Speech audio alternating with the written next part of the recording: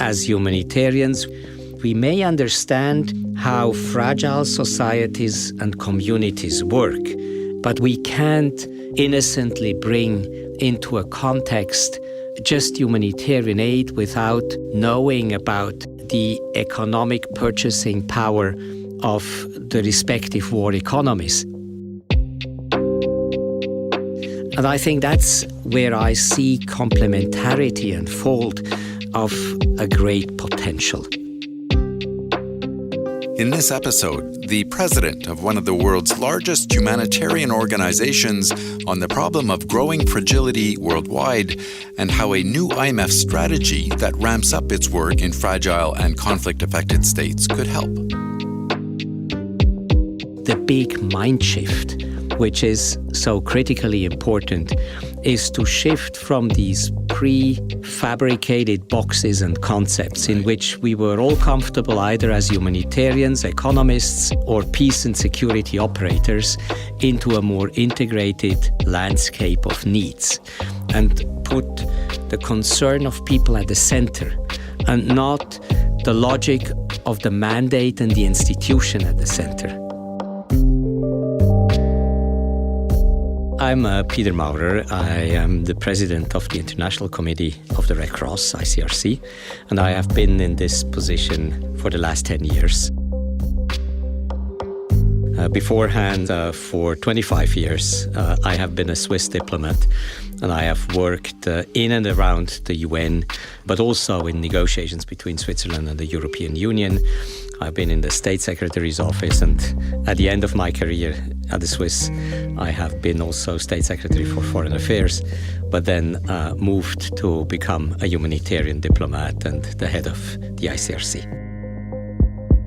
So tell me a little bit about how you came to make that move from this, essentially a world of careful diplomacy to this world of full-on conflict relief or disaster assistance. It's indeed not, I think, a usual trajectory for diplomats. And in Switzerland, it's a little bit different, I would say, because having seen 25 years of diplomacy, when I got the offer, the perspective to join the ICRC as a president, it's interesting for two reasons. On the one side, it's a continuation of diplomacy because as a president of ICRC, you are not delivering assistance or you don't do the prison visits and you are not necessarily immediately functional in the battlefields. But you make sure it happens. You make sure it happens. You are a humanitarian diplomat, and in that sense, you have a continuation of work between national diplomacy and humanitarian diplomacy, just that you unfold your skills of negotiation and creating a space for humanitarians now for a humanitarian organization and not for your own country. And then, of course, there is the attractiveness of being Swiss and being able to be a president of such a great organization. And it comes probably with the promise and perspective that in your job as a diplomat, you deal with issues which are relevant and meaningful and eventually impactful. And I think that's when you have to make a choice. Do I continue to work what I have done for 25 years, or do I join an organization in order maybe to have a different sense of immediacy of impact and relevance of your work? It was an easy choice for me to say yes to the offer 10 years ago. But it can't be easy, to be exposed to so much hardship on a daily basis. The ICRC work in virtually every conflict zone in the world. Ukraine, of course, but Afghanistan, Syria, Ethiopia, and the list goes on. It takes a certain type of person to do this kind of work, no? Indeed, and to be very frank, at the beginning of the tenure, you don't know exactly how you will react when you are exposed to those hardships. And I must say, I made it also a priority that wherever employees of the ICRC are, I wanted to be there as well, and I wanted to understand what my colleagues would do in the field, and that's the reason why I have certainly done a number of visits to harsh field conditions, to places of detentions, to refugee camps, to military front lines in conflict. And even though I would be very conscious that it was not me at that moment who would really make the difference, but what I thought was always important is to be a translator of problems in the field and at the front lines of where humanitarian needs emerge into the hallways of policy and diplomatic decision-making. And I think that that's the reason, and to give the sense of immediacy. And one thing I found out over time is that even belligerent and even leaders in belligerent countries very often have a biased or, to be very frank, not an accurate sense on the hardship that their policies and their decision of going to war have on a huge number of civilians in the context in which we work. So it's a question sometimes of perhaps digging that humanity out of these people, or at least to present them with something that they might get a better sense of the damage that they're doing. I think it's one thing which is of critical importance. You have to have stood in a overcrowded detention facility and in a bombed neighborhood of a country to convincingly argue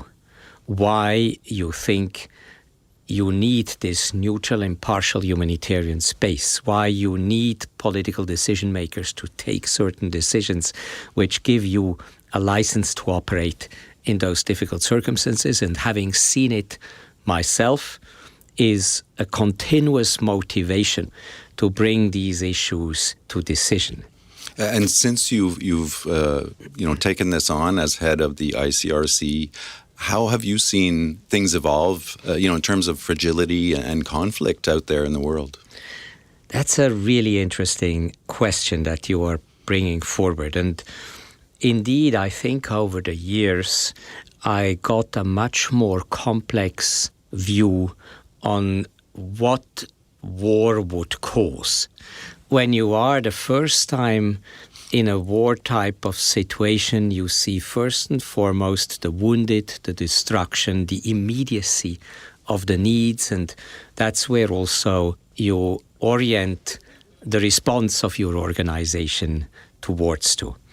When you are, over the years of being in those contexts and situations of violence and war, you realize the multifaceted character of fragility. You see that it's not only the artillery going into the resident building, it is also the socio-economic environment in which you operate, which causes fragility. And conversing with the victims, you understand that their day-to-day problems is that there is no water coming out of the tap, that there is no heating coming out of the pipes, that there is no school for the kids, that the hospital is dysfunctioning, that the health system, the social systems are dysfunctioning, that there are no jobs around, and that there is no income, and that there is dependency, and with dependency comes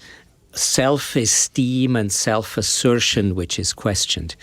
And so I think I have done a huge journey since my first visits to the neighborhoods of Damascus in 2012, which became battlegrounds of the Syrian war, into understanding the complexity of fragility in today's world, and also the expansion of this field of fragility in so many countries and for so many populations. So economists have a pretty clear set of criteria, to determine whether or not a country is fragile. It looks at things like institutional capacity and ability to deal with economic risks and that kind of thing. What is the humanitarian's definition of fragility? Well, actually, it's not so far away from what economists would look at as well. And I must say the first sort of groundbreaking thinking I was confronted with was actually not the thinking of humanitarians, but rather of economists. And I think I did recognize that in the work of the Bretton Woods institutions, the metrics of fragility that economists were bringing forward were resonating in the experience that I made. You see, as a humanitarian organization, with the mandate you have, you look at violence and the impact of violence. You look at the basic infrastructure. You look at health, water, sanitation, shelter, nutritional security aspects, which are maybe of bigger immediacy than some of the macroeconomic and macrofinancial data that economists would use in order to determine fragility in a country. But I think that's nuances at the end of the day, because we all look at the same problem just from slightly different perspectives. And I think today I deeply appreciate the skills and the knowledge and the evidence which is coming forward from big institutions like the IMF and the World Bank in order to help us think and have also an idea of the larger economic environment in which we are operating, while at the same time our key factors of fragility would be health data, mortality data, nutritional data, entries into hospitals, weight curves of kids in the first 2 years or 5 years of their lives. All these more social and basic social need determined components which define fragility in the humanitarian context in which we operate. And so you're familiar with this new strategy for fragile and conflict-affected states that the IMF has put together. In fact, I think you've contributed or you've had some input into it while they were developing it. From where you're sitting, what do you think of this effort that the IMF is taking to, step up its work in these difficult places? Well, indeed, I have followed with the utmost interest the discussions at the IMF, at all the Bretton Woods institutions, which increasingly took on board this concept of fragility. I have supported and engaged with bilateral development agency, with regional development agencies, and I think the IMF has been really great in moving this issue also forward and also bringing something to the table which was immensely valuable for us as humanitarian actors on the ground. And let me just explain. When I think the biggest journey I made during my time as president of ICRC is also to understand that our humanitarian fragility work or counter-fragility work that we were doing was happening in an environment and in an ecosystem which was heavily determined by economic and financial developments. Right. And seeing the fund now with the fragility strategy first recognize that the macroeconomic and macrofinancial environment is a determinant factor in fragile contexts for fragile populations has definitely added to the sharpness of the analysis, but has also confirmed intuitively what we increasingly felt. And what we increasingly felt as humanitarian frontliners is that we are not operating in a sort of a closed environment of humanitarianism. We are operating in an environment in which economic development was absolutely critical also to fulfill our mandate of stabilizing societies through humanitarian work. So there are certain aspects of working in these fragile and conflict-affected states that financial institutions like the IMF are not necessarily very comfortable with, like dealing with peace and security, for example.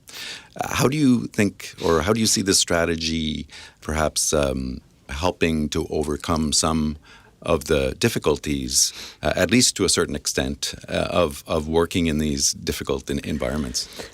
Well, look, I have to say that nobody is really comfortable right. to work in fragile context. And I think the very essence of this concept of fragility is that it is an integrating concept which brings peace, security, governance, economic, financial, short, medium, long-term needs landscape of populations into a more integrated framework. And when you apply these more integrated framework, if you go beyond the comfort zone of your mandate and your sort of clear core issues that you are comfortable with and in which you have competencies and skills in an institution, then you are always out of the comfort zone.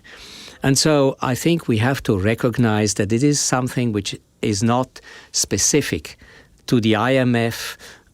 We feel uncomfortable as well in fragile contexts because as a neutral and impartial organization, we are constantly confronted with highly political issues on which we are hesitant to engage.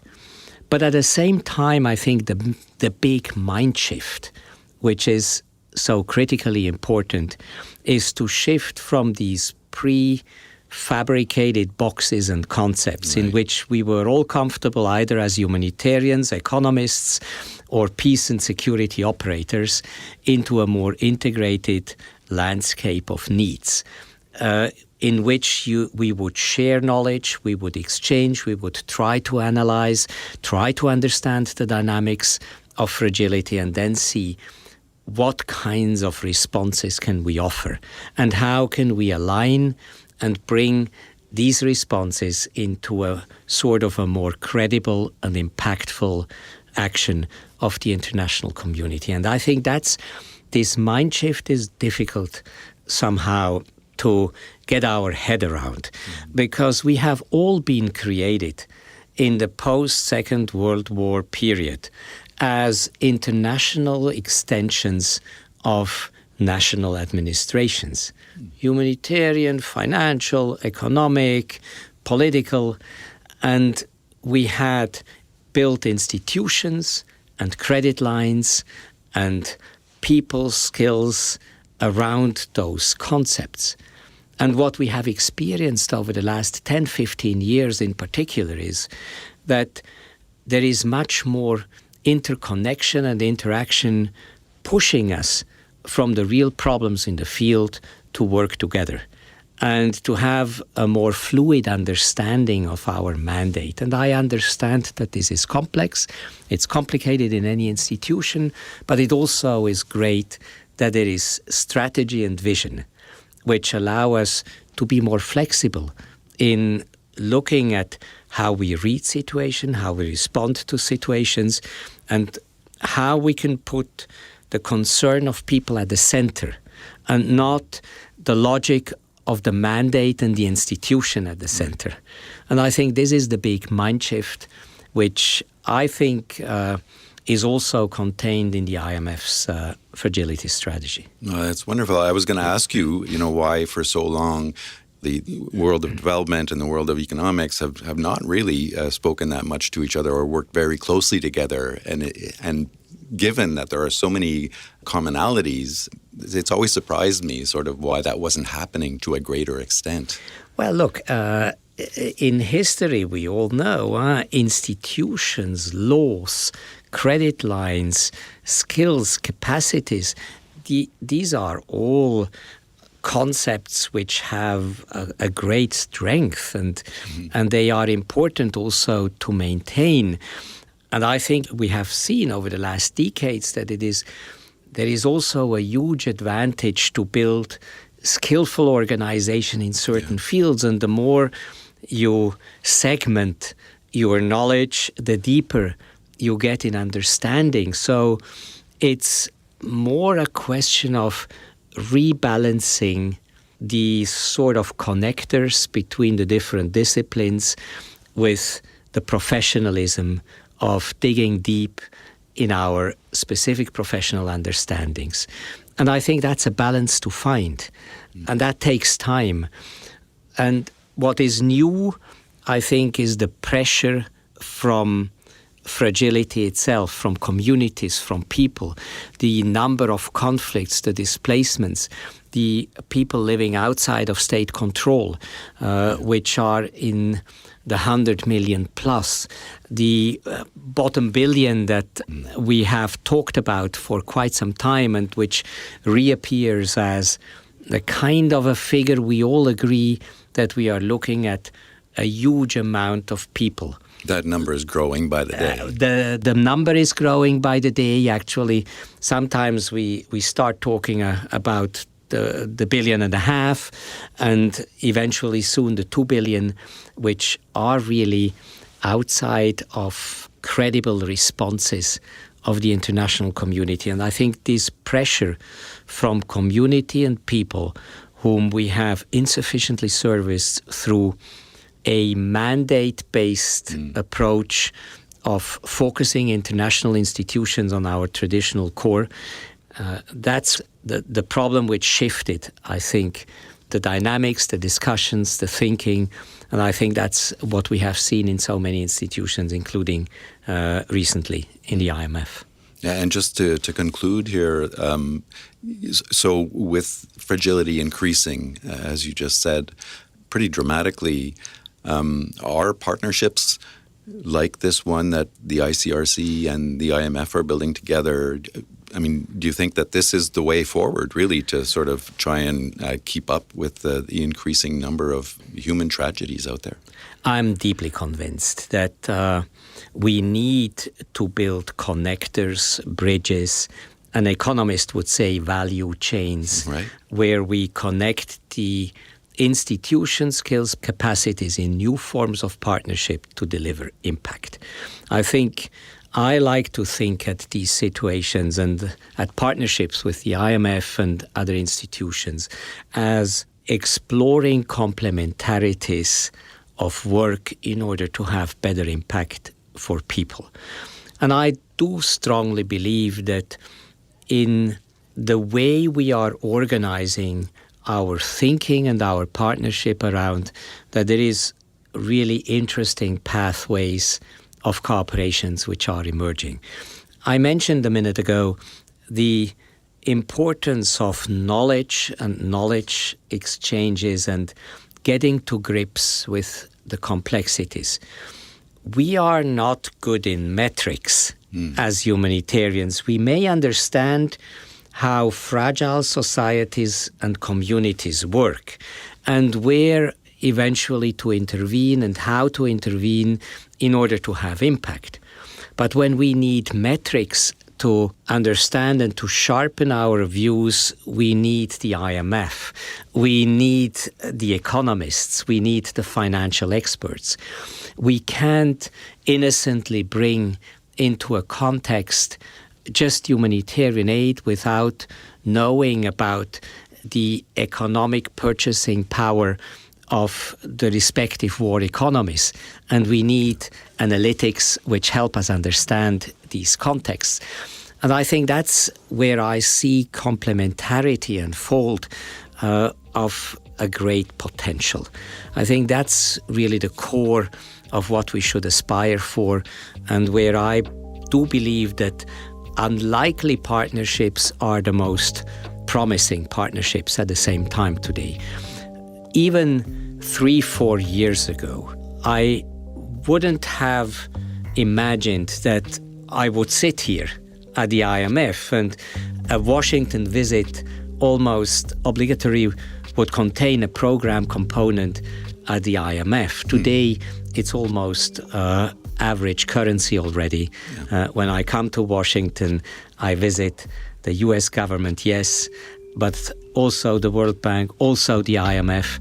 And I think that's what is so interesting, but it's also necessary, because I do believe, as you mentioned rightly so, we live in a time of expanding fragility.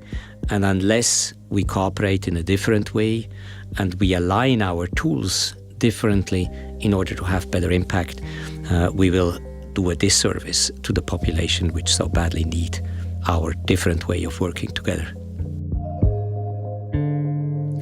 Peter Maurer, President of the International Committee for the Red Cross, thank you. Thanks a lot for having me.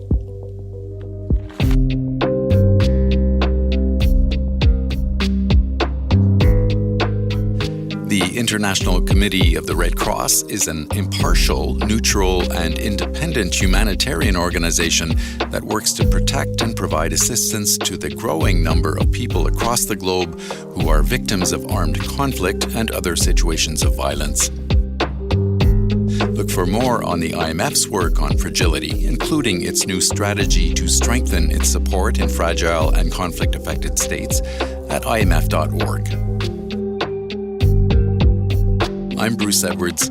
Thanks for listening.